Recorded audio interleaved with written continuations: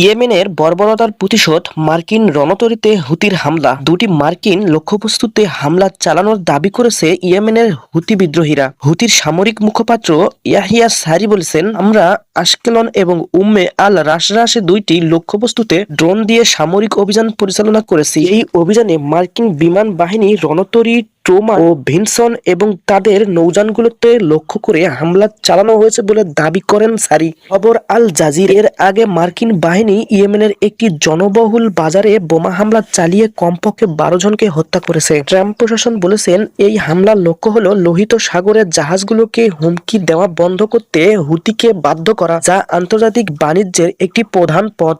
2023 সালের নভেম্বর থেকে গাজায় ইসরায়েলে অগ্রাসনের জবাবে এবং ফিলিস্তিনের সাথে সংহতি প্রকাশের পরে হুতি ইসরায়েলের সাথে সম্পৃক্ত জাহাজগুলোকে আক্রমণ শুরু করে। গেল জানুয়ারিতে হামাস ও ইসরায়েলের মধ্যে যুদ্ধবিরতি চুক্তির পর জাহাজের হামলা বন্ধ করার ঘোষণা দিয়েছিল হুতি গোষ্ঠী। যদিও পুনরায় হামলা চালিয়ে একতরফাভাবে সেই চুক্তি ভঙ্গ করে নেতানিয়াহু